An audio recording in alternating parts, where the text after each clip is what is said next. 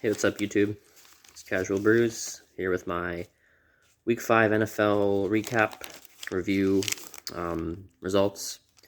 Kind of continuing the trend after really good Week 3 on my picks, followed by a really bad Week 4. I had an incredible week. This past week, I went a total of 22, 11, and 1 in my picks for just under 75 or like 66% win ratio or whatever. That's really good. Really anything above 50%, you take it. Just seemed to really see the board well this past week. Had a good sense of what was going on. I went 12, 5, and 1 against the spread and 10 and 6 in my over-under totals. So we'll get right into it, kind of talk a little bit about each game. First up, obviously, the Thursday night game. I've already posted a full review on it, but Seahawks lose a crappy game against the Rams. Wilson gets out, gets injured. Geno Smith comes in, plays really well, honestly, in limited action. Again, we'll kind of see next week against a good defense in the Steelers if he can sort of keep them afloat a little bit, or if the flashes we saw were more the Rams kind of playing a bit soft in coverage.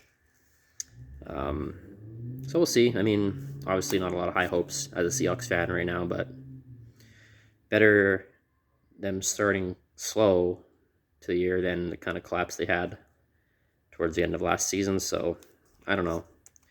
Managing expectations at this point.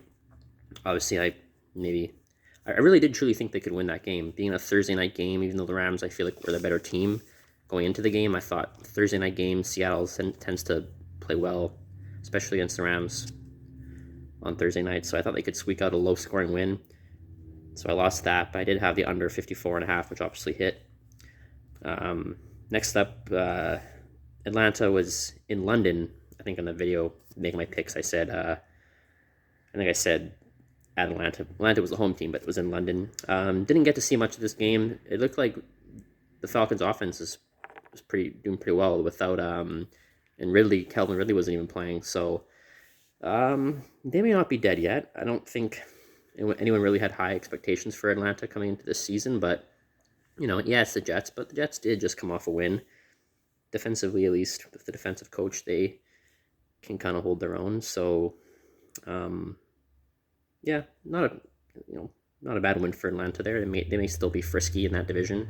I don't think they'll make the playoffs, obviously, but they could still, give teams a tough time with a veteran quarterback, obviously, and that offense seeming to find a good rhythm with the weapons they have there, and Pitts, and obviously Ridley when he comes back, and a couple other tight ends, I think, had an impact in this game. The Jets, I think, started really slow in this game. They were down like 17-0 and then couldn't quite come back, so they're what they are, rookie quarterback. It'll take a couple years for them to find their footing. So I won double there. I had Atlanta to cover, and I had the over, which squeaked by 46. Next up, Pittsburgh was at home against Denver. Pittsburgh pulled out a win here. Denver, back-to-back losses after 3-0 start against some weak competition. They've now lost 2 games without either one really being all that close, so it doesn't look good for them, obviously, and obviously they hope they can right the ship because their defense is still pretty solid, but maybe a bounce-back game for Pittsburgh. I'm going to hold my breath a little bit there. I did pick them to win that division, but I don't know. They still got to show me a little more. Denver may not be that good after all. So I had Pittsburgh to win, and I lost. I took the under 39.5. Hindsight, that was kind of silly, but I just thought 2 teams that couldn't score. But Pittsburgh's offense seemed to find its footing a little bit, getting the run game going, which is obviously big for them. See if that continues and they can keep the ball running against Seattle, who hasn't shown they could stop anyone running the football. So rookie Najee Harris might have a big game next weekend there. Next up, Carolina beat the Eagles at home. Philadelphia beat Carolina in Carolina. I was wrong about this one. I thought Carolina would have a good bounce-back game after losing to Dallas. I was wrong. Carolina Sam Darnold, I think 2 picks. They didn't seem to move the ball very well. Yeah, kind of ugly game for the Panthers offense, and Eagles defense, after getting shredded, by the Cowboys that one game, maybe came to the task a little bit here.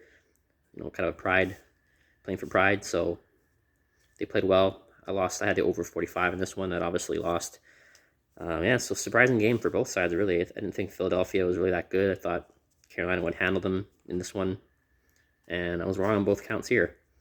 Next up, Denver, Minnesota. Minnesota winning late in a close game on a field goal. Like I figured, I thought 9 points was too much in that spread, so I took Detroit +9. They're gonna, I think, play everyone tough all year, really. I mean, Green Bay kind of pulled away late on them, but they're gonna be a tough team to beat, even though they don't have any wins. They're well coached, obviously. They play for Dan Campbell. He wants to win. They're gonna be a tough team to beat. So we'll see how the odds makers. I'm not sure where they play next week, but we'll see if the odds makers kind of keep that in consideration. And even if they're playing a much superior opponent, it's gonna be hard to bet against them, at least against the spread, to not keep it close. So I had that one. I also had the under 49 in this game too. That hit pretty comfortably. Two teams defensively about average, but just a hard, tough game. Low scoring, obviously, as I figured. Next up, Green Bay won on a dramatic field goal in overtime. That was a crazy game, like 5 missed field goals or something combined.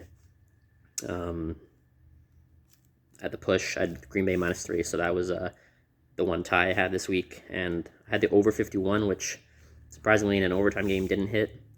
I know both teams can kind of play defense at times, but I thought those two quarterbacks would score enough. Didn't quite get there. Next up, New England, 9-point favorites at Houston. I was double wrong on this one. I didn't think Houston was going to do much of anything after looking terrible in recent games. They were feisty and they had the lead for most of the game, and New England kind of pulled away late. Won by a field goal here, so I was wrong. I had the under 39.5. That was off too. Next up, the Saints. Saints were 1-point favorites at Washington. I won that one. I also won the over 44.5 on this one. Washington's still one of the biggest surprises, I think, so far in this young season is Washington's struggle on defense. It's like they're a complete reverse of last year. Last year, they couldn't really find ways to score. Obviously, Fitzpatrick kind of playing a bit, being out. Heineke. I say Fitzpatrick, he just came this year. Sorry, Heineke came in kind of late. I don't even know who the hell they else had quarterbacking last year, now that I think about it. But anyway, Washington couldn't score last year, but their defense was really solid. One of the best in the league, really, and now they can't stop anyone. Like, they look like Seattle out there. The Saints, after kind of being inconsistent throughout this year, they came in and put up 33 points. Heineke, although looking good at times, I think he had 2 picks himself today as well. It's like their offense feels like it has to force things and keep scoring because they can't stop anyone on defense. It's bizarre. So that's a big surprise this year. So I had the over 44.5. I thought that was a no-brainer. It hit comfortably. 33-22 final, I think. So double winner there. Another double winner after that was Tennessee covering 4.5 at Jacksonville. Another one I thought was a no-brainer. Jacksonville, all kinds of disarray with the coach. Who knows? His time is limited, I'm sure, whether it be he's forced out or decides to step down from the stress of winning back the locker room after doing what he did and then lying about it and then having to apologize and then apologize for not apologizing properly, and just a mess over there. So I thought that was a no-brainer. Tennessee would come out and handle them comfortably, and I thought it would still be some points scored. Neither team's defense is really that great, so I had the over 48.5 win on that one too. And then another double winner, I had Chargers -1.5 at home against the Browns. Wicked shootout, 47-42. Chargers win it. And then the over hit by a mile, obviously, in that one too. I thought it would be fairly high scoring, but I didn't expect that. I mean, Cleveland's defense has been kind of off and on too. They look really great against the Bears, but was that maybe more the Bears' game plan being that awful? Because yeah, their secondary looks pretty bad. Chargers also defensively leave a bit to be desired. So, and then two good young quarterbacks, a shootout. Cleveland kind of got conservative when I think they had like a 1-point lead or something. They ran the ball on 3rd and 10. Either they were up by 1 or down by 1, I don't remember. But it was late in the game and they ran the ball 3rd and 10 instead of trying to make a play.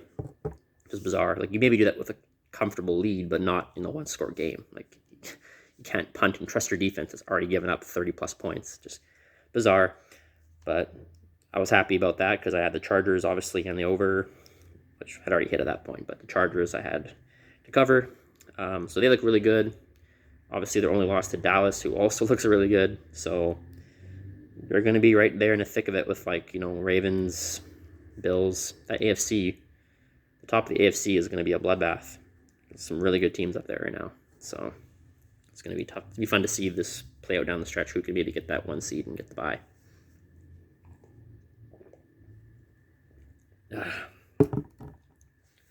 Spilled down my shirt. It's nice. Arizona, I had them to cover 5.5 against San Francisco. Kind of surprising game. I thought Arizona would win pretty handily. I thought that was, again, too low of a line. Arizona coming off a big win against the Rams, winning by 17, and now going to face a rookie quarterback, an injured team. They're favored by like 11.5 less points than they won by the last game. But letdown spots, are a real thing. Sometimes teams come off a big win and don't really put out the same effort the next game. So it kind of looked that way a little bit. Arizona kind of sluggish on offense. I think it was 10-7 or something going into the fourth quarter. And then Arizona got a late score past the Hopkins. Ended up being a 17-10 final. So Arizona covered barely, and I had the over 50. Wasn't even close there. I expected Arizona to kind of get a big lead, and then maybe kind of like they did against Seattle, San Francisco would come back, maybe score a couple garbage time touchdowns, get the over. Didn't happen. Trey Lance struggled. He got hurt too. I don't know when in the game, but he got hurt at some point. And Arizona's defense, really both defenses played pretty well overall. And that was one of the few big misses I had this week. Next up, we got New York Giants +7 at Dallas. Another one I figured Dallas would win pretty comfortably, even though Giants can be a feisty team in that division. It's hard to really give any team that many points, but I just thought Dallas looks that good. Obviously, injuries helped. Giants lost Daniel Jones, Saquon Barkley, other guys still at the game, so that didn't help their cause at all. So Dallas was able to win comfortably as well as get the over 52 in this one as well. Dallas just looks good on both sides of the ball. They're going to be hard to stop. I think they got the Patriots next week, so, Patriots don't exactly look like world beaters, but I think games in Foxborough, it's always tricky. It's always going to be tough. So we'll see how they can rise up to that task. They look good. They look like, dare I say, maybe the best team. It's between probably them and the Bucs right now in the NFC. Obviously, the Bucs beat Dallas already. I think Dallas' only loss.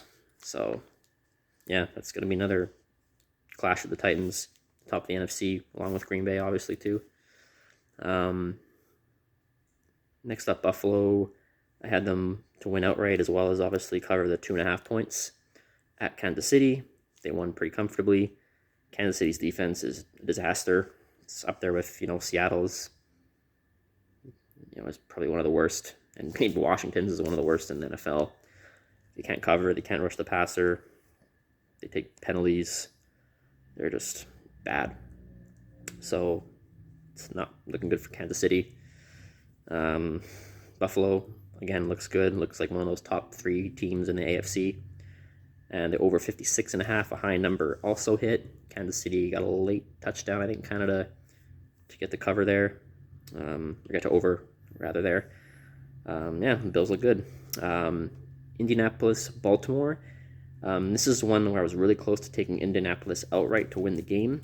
It looked like I was going to be kind of shaking my head and wishing I did that for most of the game, and then Baltimore just started to get stops. Their defense didn't look good early on. Colts were kind of dinking and dunking them a little bit, throwing a lot of passes in the middle, kind of doing to the Ravens defense what teams been doing to Seattle, just cutting up the middle of the field. And Baltimore's defense kind of gut check time. Obviously blocked a field goal. That was huge as well. Calais Campbell.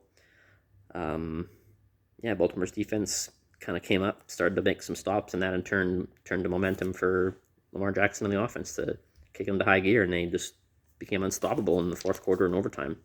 They won the coin toss, and it was like you just knew they were going to win at that point. The Colts hadn't showed they could stop them once they got their offense rolling, and so that hit. The over 46 hit as well. So, yeah, a lot of double winners after last week being, I think I was 500 against the spread, but I got killed in the over-unders. It was like 7 and, I don't know. I was terrible in the over-unders last week, so at least I pulled that together. Oh, yeah, 2 games I forgot, sorry, to write, because I didn't include them in my video. They aren't in my notes, but because I was doing the picks, writing down my picks as I was betting them on the website, and for some reason these 2 games weren't on there. But I put them in my YouTube description as I uploaded the video. First one was Tampa Bay. Were 10-point favorites at home against Miami. I had Tampa Bay to cover that. They did. And I had the over in that one, and that also hit. And then really not much to say about that game. Miami sucks. They're kind of like Houston, looking like they're going to be the doormats of the AFC. Tampa Bay is rolling, but again, poor competition really from Miami. And then the other one that wasn't included on my video was the Raiders and Bears game. I had the Bears to cover. No, sorry, not the Bears. I had the Bears the Raiders. I had the Raiders to cover. They didn't. Bears won outright.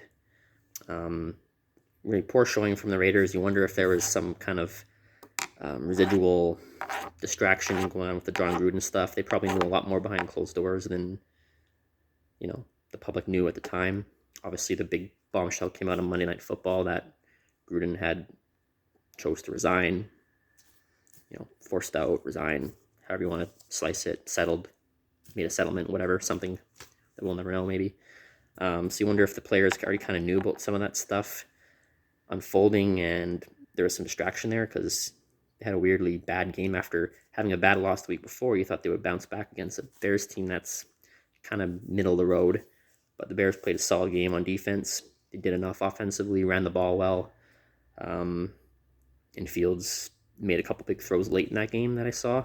He didn't have a great game overall. They kind of were a little conservative, ran the ball a lot because they know that the Raiders couldn't stop the run. So I was wrong. I was double wrong in this game. Double right on the Miami game, but I was double wrong on this Raiders Bears game. Because I also had the over in this one as well. I thought it was kind of low. I think it was like 44 something. I thought it was going to squeak in, but it didn't because the Bears defense played really well. I think it was 20-9 the final. So, yeah, those are my 2 picks that unfortunately I didn't do my proper due diligence and double check to make sure I had all the games written down. So I'll do my week 6 picks either today or tomorrow. Again, I'll kind of write them down as I'm actually betting them on my phone.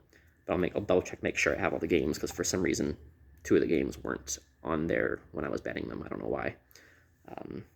But yeah, anyways, really good week overall. 22 wins, 11 losses, 1 tie. All games, that's solid. If I can even get close to that next week, I'll be happy. Make a little money. I don't bet a lot of money anyway. It's just a fun little hobby to have.